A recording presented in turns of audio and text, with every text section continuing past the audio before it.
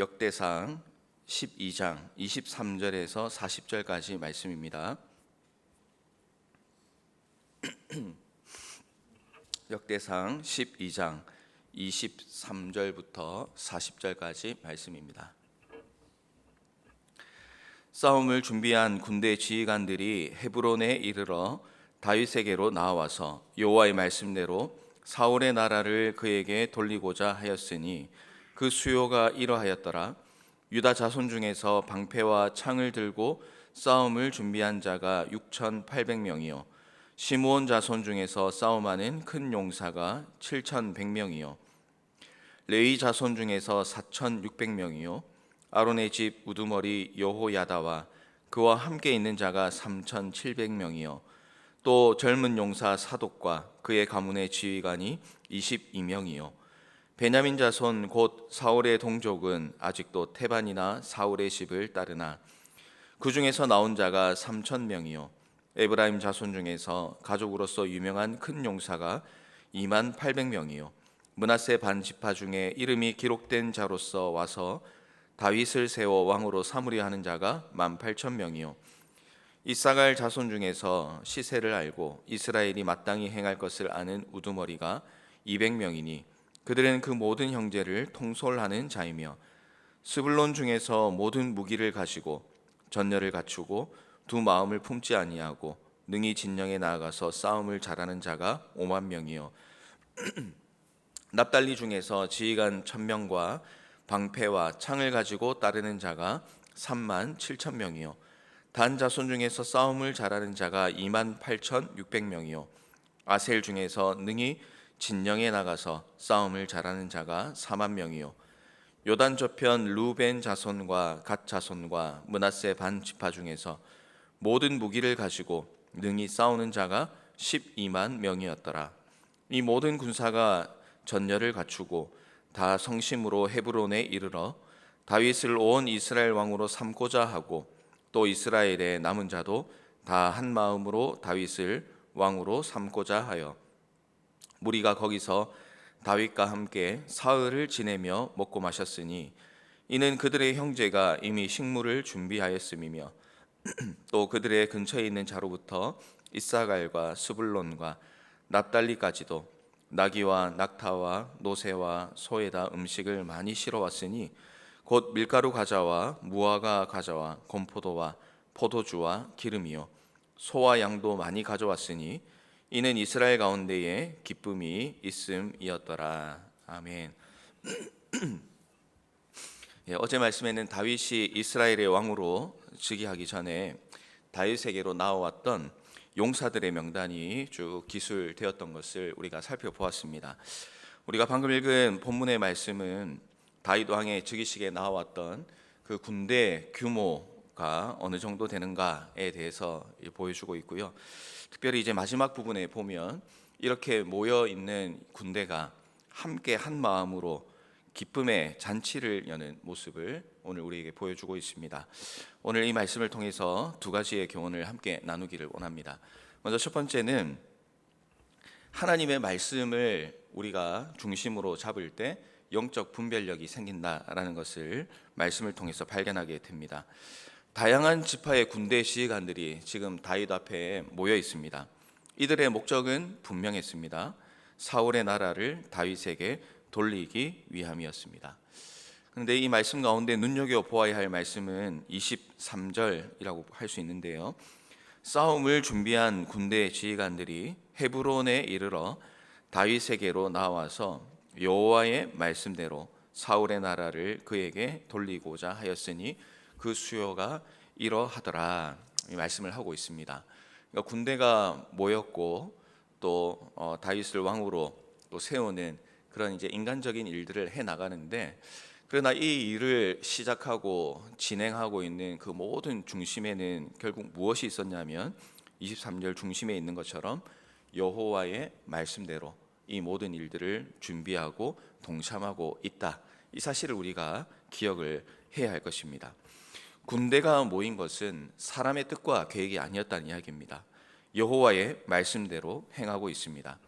사무엘상 13장, 15장, 16장에는 하나님께서 거듭해서 약속하시는 내용이 나옵니다. 그것은 범죄한 사울을 하나님께서 버리시고 하나님의 뜻에 합당한 다윗을 왕으로 세우겠다는 약속이었죠. 지금 모여 있는 군대는 다윗 왕의 인품이나 또 그의 능력을 보고 모인 것이 아닙니다. 하나님의 말씀을 의지해서 모였습니다. 그동안 다윗에게는 참 많은 어려움이 있었습니다. 사울은 다윗을 미워해서 죽이려고 온갖 방법을 동원했었습니다. 다윗은 초라한 모습으로 도망다니기에 바빴습니다. 다윗이 왕으로 세워질 것이다라고 보이는 여지가 인간적인 눈으로 볼 때에는 전혀 찾아볼 수가 없었던 것입니다. 그렇기 때문에 다윗의 편에 선다는 것은 인간적인 시각과 계산으로 볼 때는 무모한 일이었습니다.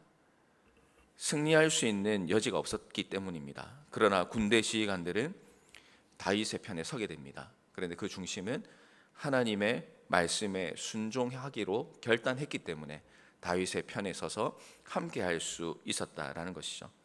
무모해 보이지만 또 승산이 없어 보이지만 하나님의 말씀과 함께하면 승리한다는 것을 이 군대 지휘관들은 믿음으로 바라보았기 때문에 지금 다윗과 함께 그 일을 준비하고 있다는 것입니다. 이 군대들에 모여 있는 모습들 가운데 특히나 29절 말씀을 한번 보십시오.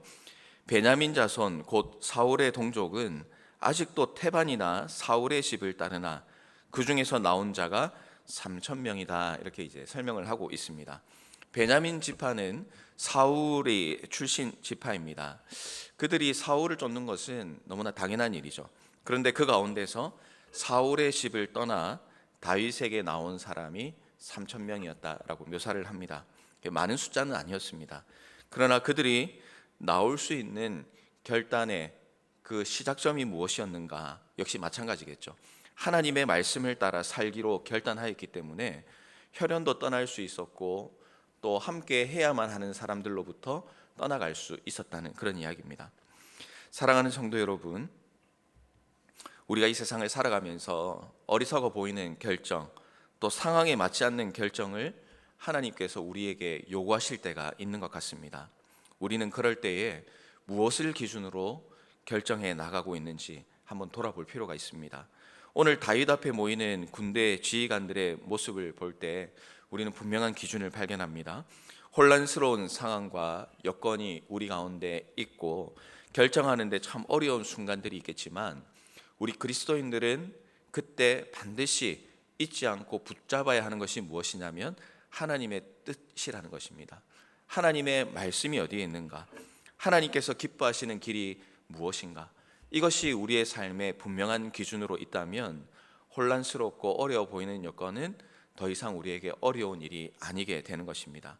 눈에 보이는 대로 사람들의 가치관으로 결정하는 것이 아니라 하나님의 뜻으로 결정할 수 있는 그런 우리의 삶이 되시기를 바랍니다. 우리 앞에 여러 가지 일들이 있을 것입니다. 그 일들을 놓고 섣불리 결정하지 마시고 그 어려운 일들이 생길 때마다 하나님 앞에 즉시 엎드리시기를 바랍니다. 하나님께 기도하십시오. 하나님의 뜻을 구하십시오. 하나님의 말씀대로 살아가기를 간절히 기도하십시오. 그러면 사람들이 좋아하는 길이 아니라 하나님께서 기뻐하시는 길이 무엇인지 분명하게 보이는 그런 은혜의 순간이 주어지게 될 것입니다. 오늘 하루의 삶을 살아갈 때에도 내가 기뻐하는 삶이 아니라 우리 주님이 기뻐하시는 길을 분별하며 걸어가시는 모든 성도님들의 삶이 되시기를 주님의 이름으로 축복합니다.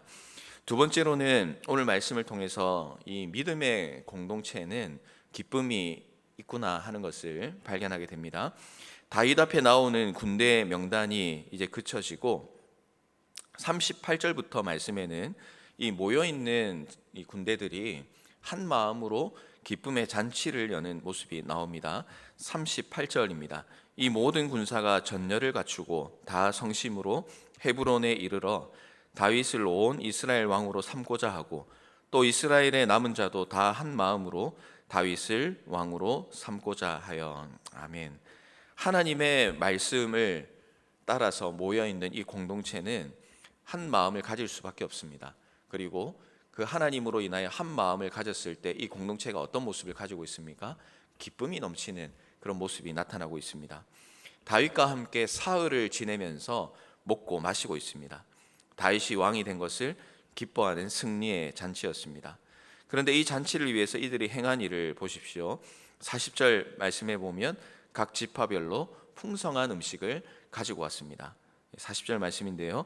또 그들의 근처에 있는 자로부터 이사갈, 스불론과 납달리까지도 나귀와 낙타와 노새와 소에다 음식을 많이 실어왔으니 곧 밀가루 과자와 무화과 과자와 건포도와 포도주와 기름이요 소와 양도 많이 가져왔으니 이는 이스라엘 가운데에 기쁨이 있음이었더라 말씀을 하고 있습니다. 이들 가운데 기쁨이 있으니 이들이 행한 일을 한번 보십시오. 너도 나도 할 것 없이 모두가 자원하는 마음으로 기쁜 마음으로 풍성한 음식을 가지고 왔습니다. 누가 시키는 것이 아니라 자원하는 마음으로 준비했습니다. 하나님을 경외하는 이들, 하나님이 세우신 왕인 다윗과 함께할 때 기쁨이 차고 넘쳤습니다. 하나님이 중심에 있으면 함께하는 모든 이들이 기쁠 수밖에 없다는 것을 우리는 이 말씀을 통해 발견하게 되는 것입니다. 우리도 마찬가지일 것입니다. 예수 그리스도를 왕으로 모시는 우리는 각양각색의 모습으로 특별히 이제 한우리 공동체에 우리가 모여 있습니다. 왕이신 예수님으로 인하여서 지금 우리가 기뻐할 수 있을 뿐만 아니라 또 앞으로 영원히 우리와 통치하실 하나님 나라를 우리가 소망하면서 오늘 이 자리에서 우리는 기뻐할 수가 있는 것입니다. 그러니 우리가 예수 그리스도를 왕으로 모시고 살아간다라고 내가 고백을 한다면 우리의 모습이 어떠해야 되겠는가 하는 것을 생각해 봐야 되겠죠. 사나 죽으나 우리는 한 마음이 되어서 기쁘게 생활하는 것이 또 자원하는 마음으로 주님 앞에 나아가는 것이 우리의 신앙의 모습이 되어야 될 것입니다. 그런데 오늘 우리의 모습을 한번 돌아볼 때 혹시 우리 가운데 이 예수 그리스도를 왕으로 구주로 모시고 살아감에도 불구하고 내 삶과 또 내가 사역하는 그 자리에 혹시 기쁨이 사라지진 않았는가에 대해서 한번 우리가 돌아볼 필요가 있을 것 같습니다. 자원하여 주님께 나아가는 그 마음이 분명 오늘 이 자리에 계신 분들은 풍성하리라 생각합니다만 그것이 옛날 어느 순간의 추억으로 남아있고 오늘 내가 지금 섬기고 내가 헌신하고 있는 그 자리에서는 어느샌가 기쁨이 사라지고 차갑게 식어버린 내 모습을 혹시 발견하고 있진 않는지 한번 돌아볼 필요가 있을 것 같습니다. 혹시나 그런 순간이 있다면 우리는 왕이신 주님을 바라보면서 그가 행하시는 일들을 기억하고 또 구원의 은혜를 떠올리며 우리의 삶이 주님으로 인하여 기뻐해야 되는 삶임을 다시 한번 돌아볼 수 있기를 바랍니다.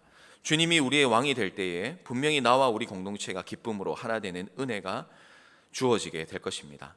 그러나 그런 기쁨과 은혜가 없다면 우리의 왕 되신 주님이 내 삶의 중심이 되지 않을 때 우리의 사역과 우리의 신앙의 기쁨이 사라질 수 있다는 사실을 기억하시고 우리의 삶이 예수 그리스도로 말미암아 참으로 기쁘고 하나 되고 또 서로를 사랑하고 배려하는 그런 믿음의 공동체, 기쁨의 공동체, 또 예수 그리스도로 하나 되는 그런 아름다운 한우리 공동체의 일원으로 살아가시는 우리 모든 성도님들 되시기를 주님의 이름으로 축복합니다. 말씀을 정리합니다. 무분별한 세상에 살고 있습니다. 그러나 이럴 때일수록 우리는 하나님의 말씀, 하나님의 음성에 집중해야 됩니다. 그리고 그때에 주님이 주시는 분별력으로 정말 이 마지막 시대의 그리스도인으로서 또 예수 그리스도를 구주로 왕으로 모시는 사람으로서 내가 오늘 무엇을 해야 하는지 또 주님이 기뻐하시는 일은 무엇인지를 주님께서 분명히 밝히 보여주실 것입니다. 오늘도 내 만족으로 기쁜 것이 아니라 왕이신 주님으로 인하여 기쁨과 기도와 감사의 삶을 살아가시는 모든 성도님들의 삶이 되시기를 주님의 이름으로 축원합니다. 우리 말씀을 기억하면서 기도의 자리